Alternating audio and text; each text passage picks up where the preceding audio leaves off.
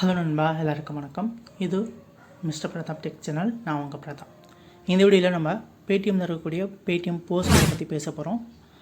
Paytm போஸ்ட்பெய்டில் நம்ம monthly spend பண்ண அமௌண்ட்டை டியூ டேட்குள்ளே எப்படி பே பண்ணுறது, அப்படி பே பண்ணாமல் விட்டால் நமக்கு எந்த அளவுக்கு சார்ஜஸ் பண்ணுவாங்க அப்படிங்கிறத பற்றி டீட்டெயிலாக இந்த வீடியோவில் பார்த்துடலாம். நீங்கள் யாராவது பேடிஎம்மில் பேடிஎம் போஸ்ட்பெய்டு யூஸ் பண்ணிகிட்டு இருந்தீங்க அப்படின்னா இது உங்களுக்கு ஹெல்ப்ஃபுல்லாகவே இருக்கும். பேடிஎம் போஸ்ட்பெய்டு பார்த்தீங்கன்னா லைக் கிரெடிட் கார்டு மாதிரி தான்.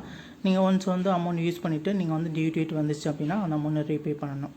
பேடிஎம் ஓப்பன் பண்ணோடனே பார்த்தீங்கன்னா உங்களுக்கு இந்த இடத்துல லோன்ஸ் அண்ட் கிரெடிட் கார்ட்ஸ் அப்படின்னு இருக்கும். இங்கே பேடிஎம் போஸ்ட்பெய்டு அப்படின்னு இருக்கும். இதை கிளிக் பண்ணிங்க அப்படின்னா உங்களுக்கு ஒரு லிமிட் கொடுத்துருப்பாங்க. நீ பேடிஎம் போஸ்ட்பெய்டு ஆக்டிவேட் பண்ணியிருந்தீங்க அப்படின்னா உங்களுக்கு ஒரு ஸ்பெண்ட் லிமிட் கொடுத்துருப்பாங்க. எனக்கு கிட்டத்தட்ட பார்த்தீங்கன்னா ஒரு 35,000 ஸ்பெண்ட் லிமிட் கொடுத்துருக்காங்க. இதில் பார்த்தீங்கன்னா நான் ஒரு 2,141 ருபீஸ் நான் ஸ்பெண்ட் பண்ணியிருக்கேன் இந்த மாதத்தில். இப்போ 1ஆம் தேதியிலேருந்து 30ஆம் தேதி ஸ்பெண்ட் பண்ண அமௌண்ட் பார்த்தீங்கன்னா அடுத்த மாதம் 7ஆம் தேதிக்கு டியூ டேட் ஜென்ரேட் பண்ணுவாங்க. அப்போ நீங்கள் அந்த 7ஆம் தேதிக்குள்ளே டியூ டேட்குள்ளே நீங்கள் அமௌண்ட் பே பண்ணிடணும். இப்படி நீங்கள் அமௌண்ட் டியூ டேட்குள்ளே பே பண்ணாமல் விட்டீங்க அப்படின்னா எந்த அளவுக்கு சார்ஜஸ் பே பண்ணோம் நம்ம கொடுக்கணும் அப்படிங்கிறத பற்றி பார்க்கலாம். இங்கே பார்த்தீங்கன்னா இதுக்குனே ஒரு டேபிள் ஆப்ஷன் கொடுத்துருக்காங்க. 0 to நீங்கள் 100 ருபீஸுக்கு எந்த விதமான சார்ஜஸும் கிடையாது. நீங்கள் 101லேருந்து 250 வரை உங்களுக்கு 25 ருபீஸு.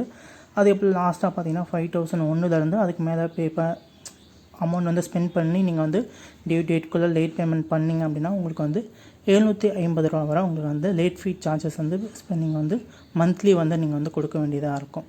ஸோ அதனால் நீங்கள் பேடிஎம் போஸ்ட்பெய்டு யூஸ் பண்ணுறது நல்லது தான். பட் ஆனால் நீங்கள் அந்த டியூ டேட்குள்ளே நீங்கள் அந்த அமௌண்ட் பே பண்ணிட்டீங்க அப்படின்னா உங்களுக்கு எந்த விதமான எக்ஸ்ட்ரா சார்ஜஸும் கிடையாது. நீங்கள் யூஸ் பண்ண அமௌண்ட் மட்டும் கரெக்டாக நீங்கள் கொடுத்தா போதும். ஸோ இப்போதைக்கு கரண்ட் யூஸோட அமௌண்ட் பார்த்தீங்கன்னா 2,141 ருபீஸ் யூஸ் பண்ணியிருக்கேன். நான் மொத்த பேமெண்ட்டையும் அவுட்ஸ்டாண்டிங் அமௌண்ட் கொடுத்துட்டு நான் மொத்த பேமெண்ட்டையும் நான் பே பண்ணிக்கிறேன். இதே நீங்கள் பார்சல் பேமெண்ட்டும் பண்ணலாம். அப்படி பண்ணிங்க அப்படின்னா உங்களுக்கு அதுக்கேற்ற மாதிரி உங்களுக்கு லேட் ஃபீ சார்ஜஸ் கொடுப்பாங்க. உங்கள்கிட்ட அமௌண்ட் இல்லாதப்போ நீங்கள் பார்சல் பேமெண்ட் பண்ணிக்கலாம்.